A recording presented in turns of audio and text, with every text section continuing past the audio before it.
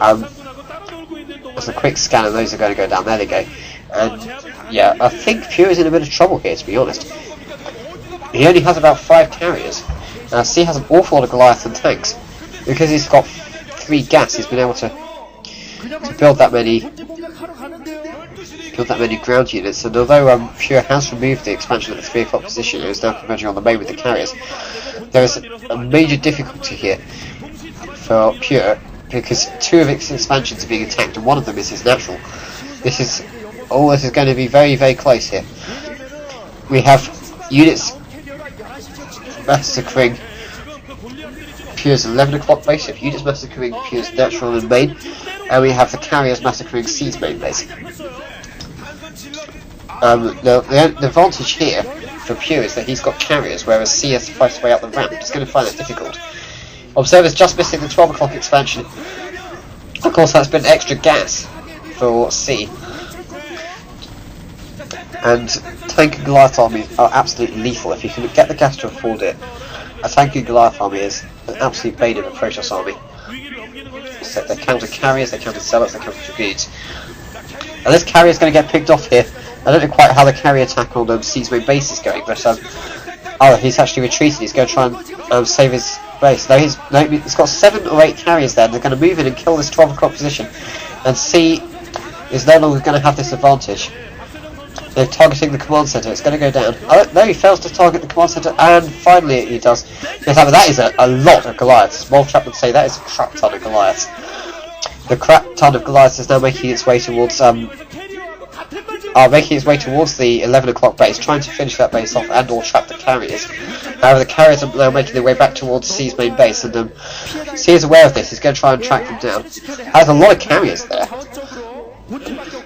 I don't know whether, when you get to a certain mass, what we call a critical mass of carriers, you have to take out any size Goliath force, no matter how big it is. C re-established the 3 o'clock base, but that's again going to go down, and C is actually now in a bit of trouble economically. He's lost his 12 o'clock base, which was kind of the thing that was preventing him going bankrupt once his main 3 bases are dry. I don't know if anyone's taken the 6 o'clock base yet, but C needs to make sure that he can hold on to this, either the 3 o'clock or the 6 o'clock position, or maybe try and get something established in the top right corner.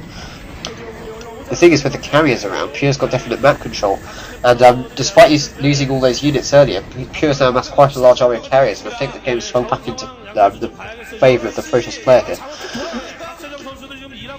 Notice that there are still a bunch of SCVs up there, so it won't be too difficult for C to retake the 12 o'clock base. He has successfully disabled the 11 o'clock base now, so Pure is also down to 3 bases. Pure's natural has not been rebuilt. Oh, I didn't notice that. Pure's natural has actually not been rebuilt yet. So both players are actually fairly even economically. And C is taking the middle. C is actually taking the middle now. I don't know if he's going to be able to get away with this, particularly with those carriers out, but Pure needs to get his economy back up and running if he's going to have any chance of winning this game, I think. Another carrier goes down. This is not looking good for Pure. That 3 o'clock base is now under fire as well, with the 11 o'clock base only just coming back online, and the natural, which still have quite a few resources left in it, has not been retaken. Pure's economics here are not looking good at all. He needs to retake a base, either the 11, the 9, or preferably 2 of the 11, the 9 of his natural very quickly indeed. Make sure he can keep that control with the carriers and not let them get picked off. He seems to be doing a fairly good job of that. C's army not able to get C's army not quite able to get into position due to the polar bear there and the elevated catwalk terrain, which is stopping the Goliath from getting into a line. However, there's a thing that C will be using this distraction to either secure the middle and or the 12 o'clock position again. And if he does that, he'll be able to firm economic advantage, he'll be able to keep reducing Goliaths. And eventually all the carriers will go down. If Pure doesn't get his economy back up soon, he's not going to be able to fight C's army. C now does in fact have the middle up and running. He's stealing all the minerals from it as quickly as possible. The minerals are only kind of half full in the middle, so it gets mined out fairly quickly. The 3 o'clock base goes down again, but C's not going to mine that because he wasn't really mining from there. He just built the command centre. And then the SME just sat there, he wasn't really building much.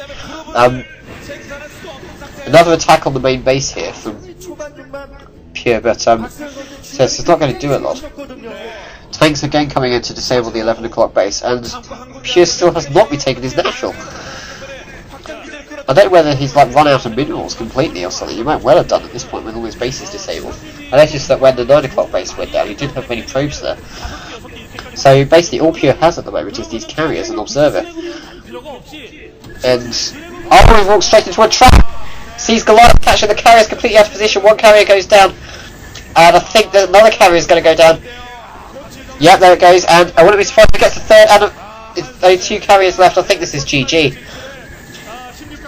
Couldn't even quite micro his carriers properly there. They got almost swung back towards the Goliaths and let them get another few shots in. That's not looking good for C at all. So not looking good for Pure at all, as another crap ton of Goliaths. He's now remote mining his natural. Some people call it long distance mining. I believe the term remote mining is from another game. I just kind of borrowed that. Anyway, again, C is able to trap the carriers as they fly across the 11 o'clock position, and Pure GG's.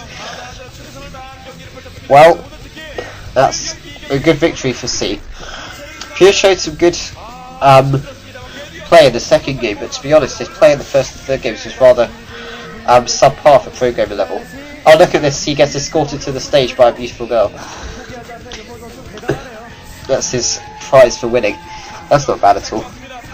Maybe if I practice my StarCraft, I could get to be escorted around by pretty girls too.